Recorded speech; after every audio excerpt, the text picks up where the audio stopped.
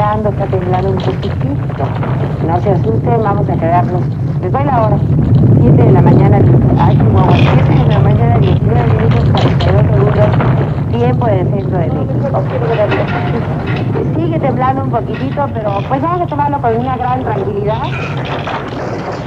Mientras se transmitían estas imágenes, la comunicación con el exterior se cortó abruptamente. México se sumió en el silencio.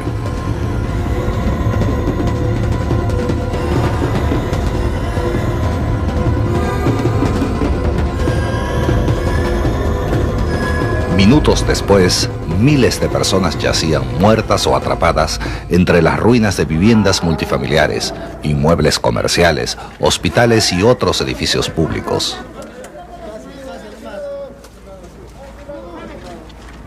El sismo fue el más violento en la historia de México. Registró 8.1 en la escala de Richter y se le considera el más fuerte en intensidad observada en todo el hemisferio durante el presente siglo. La magnitud del desastre fue impresionante. En los pocos minutos que duró el movimiento telúrico, más de 5.000 edificaciones fueron parcial o completamente destruidas.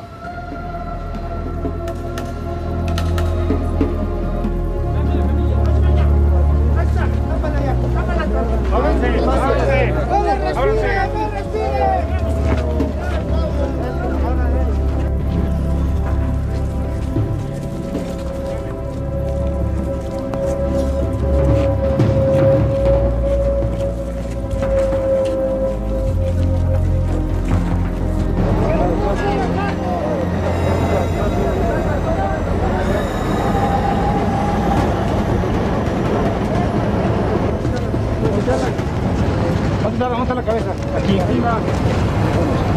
Para que lo reciba.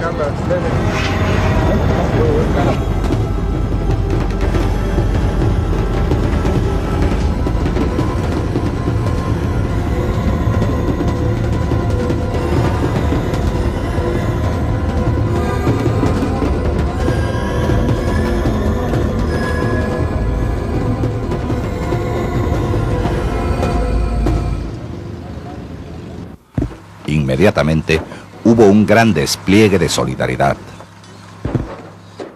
Cientos de miles de personas, en su mayoría jóvenes voluntarios de entre 14 y 20 años de edad, se dedicaron al rescate de víctimas, removiendo los escombros de concreto frecuentemente sin otra herramienta que las manos.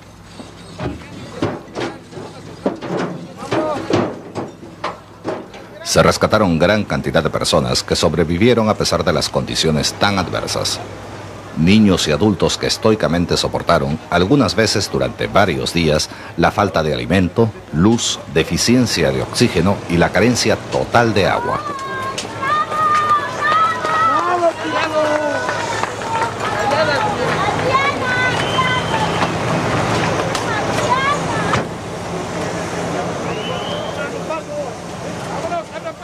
Más de 14.000 víctimas fueron transportadas a puestos de socorro y a hospitales que no habían sufrido daños. Nos evacuaron porque no hay agua, volvió a temblar, los edificios todos los... Afortunadamente, la mayor parte de esta ciudad de 18 millones de habitantes quedó en pie, pero fue dramático el impacto en las partes afectadas.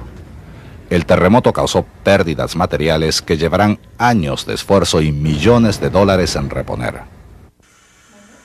En el sector salud, 3 grandes instituciones fueron gravemente afectadas: el Centro Médico del Instituto Mexicano del Seguro Social, el Hospital General de la Secretaría de Salud y el Hospital Juárez. Solamente entre estos 3 se perdió la utilización de alrededor de 5.000 camas durante la etapa crítica posterior al terremoto. Los daños sufridos por el servicio telefónico son los más grandes en la historia de las comunicaciones. Fueron cortadas 14.500 líneas locales y los servicios de larga distancia se interrumpieron completamente. El principal medio de comunicación con el exterior fue, durante varias semanas, la red de radioaficionados, cuya actuación fue invalorable. El 20 de septiembre a las 7:40 de la tarde, un segundo terremoto con intensidad de 7.5 en escala de Richter y con el mismo epicentro agravó la situación, causando pánico en la población. En un hospital del Distrito Federal, el personal se encontraba atendiendo a las víctimas del primer terremoto cuando la tierra comenzó a temblar por segunda vez. ¡Está incendiando! Que está prendido y no pasa nada. Si esto no fuera seguro, no estaríamos aquí. Ya, tranquilidad nada más. Está temblando. No, nomás que guarden orden. Muy peligroso tener pacientes en una zona que es eminentemente sísmica, como acaba de suceder. Bueno, el edificio ha resistido extraordinariamente bien, no hay ningún problema, pero estamos causando pánico constantemente a los pacientes. Lo que no queremos es que bajen todos corriendo también, porque no, lo estamos haciendo, hemos pedido que sea con calma todo. Está el ingeniero aquí. Pues yo siento que el edificio está bastante dañado, está fracturado. Tiene bastantes fracturas, así es que no podemos saber si ya no va a temblar, si ya no tiembla. Les comentaba que puede quedarse así, ¿verdad? Sí. Pero puede haber un pequeño temblor y que precipite algún problema. Y que haga que se colapse el edificio. Lo que yo estaba recomendando era una evacuación tranquila, cerrar el hospital y posteriormente, cuando las cosas hayan tomado su causa normal, regresar y evaluar. En este hospital, como en muchos otros, la electricidad se cortó. Aunque se activaron los generadores de emergencia, la energía solo fue suficiente para iluminar el primer piso. Los elevadores, las incubadoras y otro equipo necesario para la atención de los pacientes no funcionó.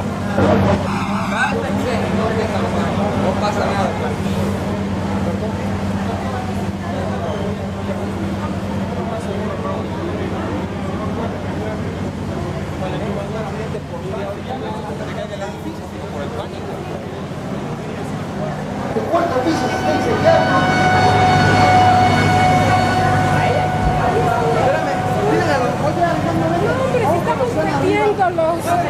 Jálese a los que están allá afuera de voluntarios que nos ayuden. Nosotros vamos al cuarto piso por los que están ahí. Agárrate la camilla. Vamos al cuarto piso. Vámonos. Escenas como esta sucedieron en las más grandes instituciones hospitalarias del Distrito Federal. El día 19, después de haber transcurrido el primer sismo, el Centro Médico del Seguro Social y el Hospital General evacuaron alrededor de 4.000 pacientes.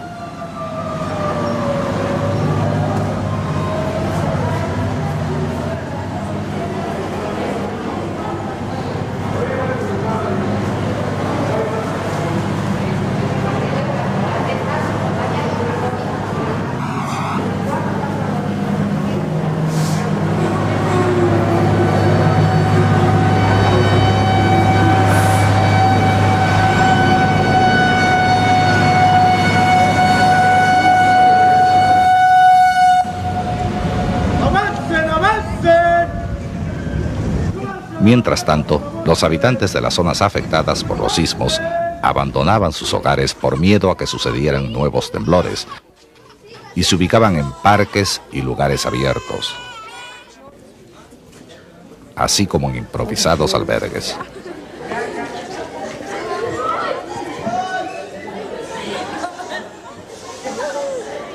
¿A qué horas vamos a pasar,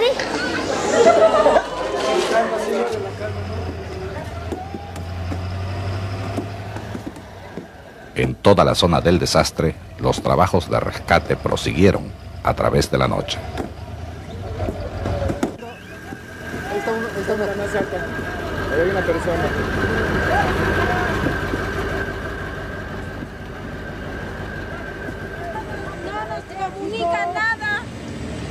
No nos comunican nada, no nos dan ninguna comunicación, no nos identifican.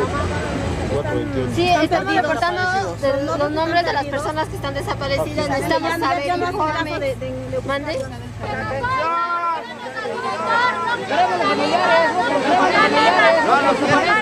No nos quieren informar nada. No quieren que nos vayamos a trabajar. Nosotros queremos trabajar. En las afueras del Hospital Juárez, cientos de familiares de las personas que se encontraban dentro del hospital en el momento del sismo, esperaban impacientemente y por varios días noticias de sus seres queridos. Al mismo tiempo, dentro del área hospitalaria se desarrollaba otro drama.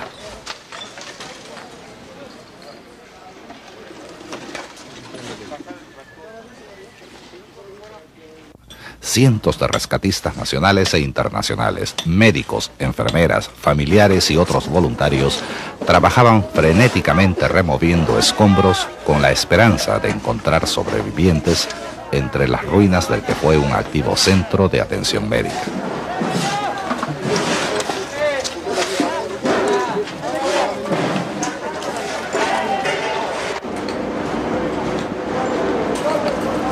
Organizamos el grupo de 10 hombres que tienen la verdad hacia el resto de mis pueblos. No, porque ellos saben que es para que nosotros vamos iniciando la parte dura. Cuando haya ruido de gente viva, entonces metemos un grupo de franceses. Entonces, vamos quitando de las cosas que impiden el acercarnos hacia la parte interior del edificio. Que asesores ellos. Yo les quiero comentar algo, yo soy ingeniero. Esta cosa no le va a pasar ya nada.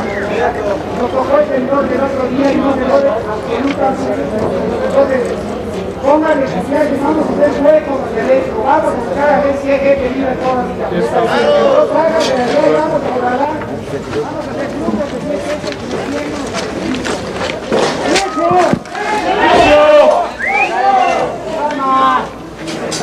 ¡No hablen! ¡No hablen! Silencio. ¿Hay alguien ahí? ¿Hay alguien ahí? No puede hablar, entonces... Aproximadamente una semana después del sismo principal, las escenas de rescate continuaban.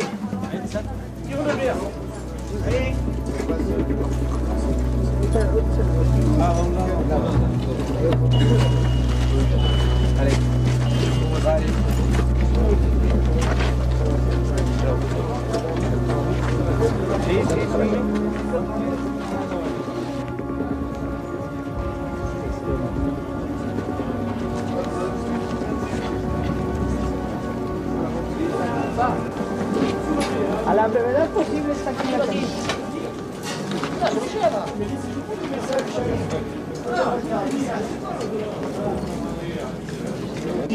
A esta mujer le tuvieron que amputar ambas piernas para poderla liberar del bloque de concreto que la aprisionaba. Al llegar a manos de los médicos tuvo un paro cardíaco.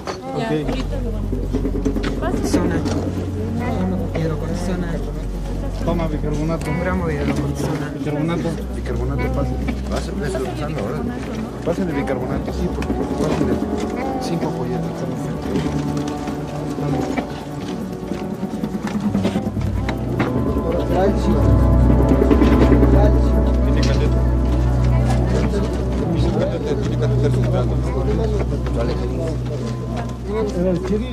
Sin embargo, fue posible salvarle la vida.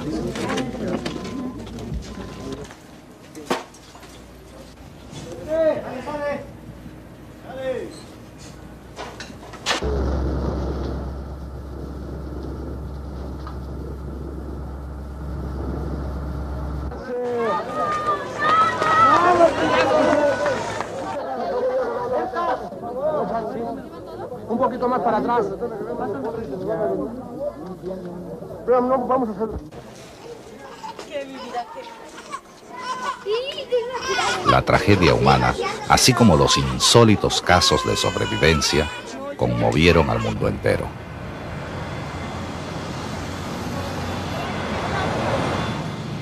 A las 24 horas de sucedido el desastre, empezaron a llegar al aeropuerto aviones procedentes de diferentes países. Arribaron llenos de cajas con todo tipo de suministros de socorro, incluyendo más de 400 toneladas de medicamentos.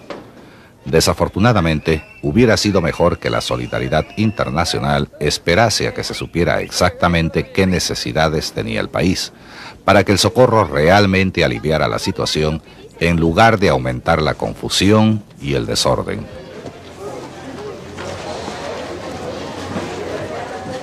La mayoría de los medicamentos no fueron solicitados ni se pudieron usar.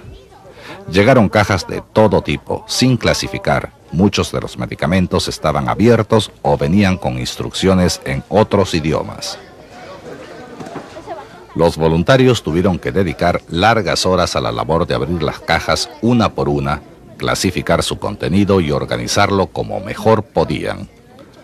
Además, muchas veces las medicinas llegaban mezcladas con otros productos como la ropa usada.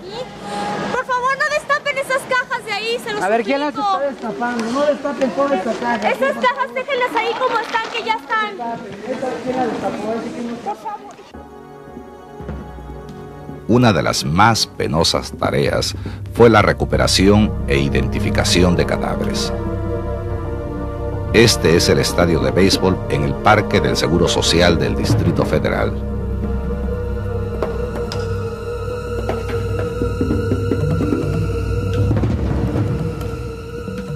Aquí, la mayor parte de cuerpos fueron concentrados. Se les mantenía con bolsas de hielo por 72 horas, para así dar oportunidad a la gran cantidad de familiares y amigos de reconocer a sus seres queridos. Espérame tantito, cálmate, aguántame tantito. ¿De dónde viene? Chihuahua y Jalapa. Chihuahua y Jalapa. ¿Trae nombre? ¿Este es de los de la escuela? Sí. Mira, vamos a ponerle aquí prepa. 107. Porque andan todos los familiares. Ya está identificado, aquí está. Identificado, aquí está. A ver, perfecto. De Rodríguez Escobar y también de la señorita Islas también. También la señorita Islas. Muchos de estos cadáveres estaban en estado de descomposición o desfigurados por el impacto, por lo que su identificación era difícil y algunas veces imposible. Esto aumentó la angustia de los que buscaban a sus desaparecidos. Después de 3 días, los que no habían sido reconocidos tuvieron que ser enterrados en fosas comunes, medida necesaria pero poco popular. Además de la ansiedad por tener noticias de las víctimas, la población afectada y muchos socorristas temían que los cadáveres en descomposición pudieran causar epidemias. Este miedo infundado hizo que se tomaran algunas medidas simbólicas para calmar al público. El mismo mito, muy arraigado en todas partes del mundo, dio origen a que se exigieran vacunaciones contra varios tipos de enfermedades. Vacunas que fueron aplicadas por diversos grupos hasta que las autoridades de salud lograron explicar a través de los medios de información que las epidemias no surgen espontáneamente en estos casos y que las vacunaciones masivas representan, en una situación como esta, un desperdicio innecesario de recursos. Uno de los problemas más graves fue el del agua potable. Debido a los daños causados a las redes de distribución, más de 1 millón de personas quedaron sin este servicio. La demanda de agua aumentó debido a la necesidad de combatir incendios provocados por fugas de gas. En respuesta a esta crisis, se estableció un sistema de tratamiento y distribución de emergencia. Camiones cisterna y otros vehículos transportaron y distribuyeron agua potable a las poblaciones necesitadas.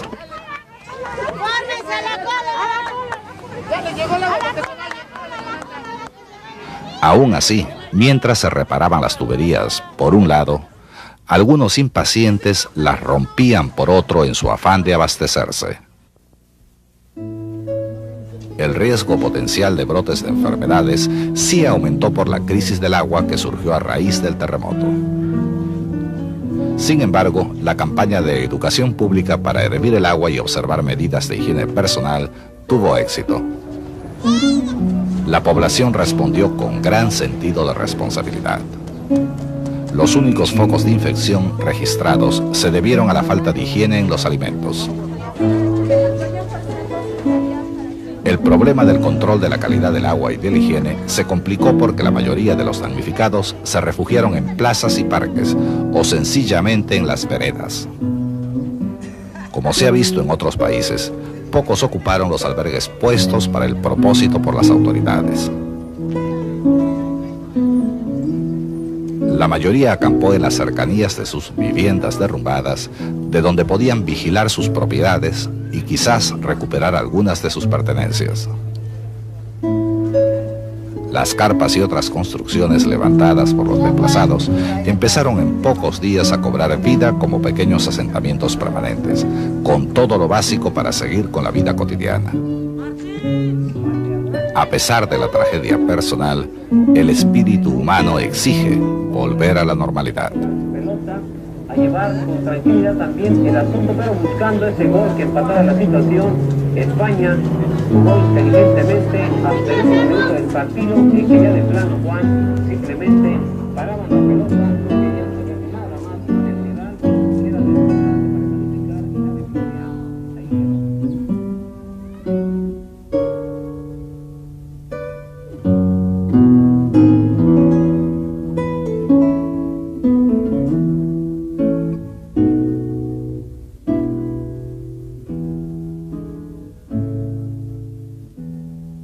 Sin embargo, la crisis no había terminado. Para muchas personas, como estos niños rescatados, la pesadilla continúa. Además de las lesiones físicas, sufrieron trastornos psicológicos algunas veces más duraderos. Muchos no solo vivieron el terror del terremoto, sino que perdieron en él a sus familiares. Diles adiós. Diles adiós. Diles adiós y gracias por todo. Ándale. ¿Qué pasó? No, ya no me haga pucheros. Después de dedicarle largas semanas a la cada vez más imposible labor de búsqueda de sobrevivientes, se tomó la difícil decisión de demoler las estructuras peligrosas y empezar la reconstrucción. Aunque la parte afectada representa solo el 3% de la ciudad, la reconstrucción de viviendas, hospitales y otros edificios públicos representa un grave problema económico y social.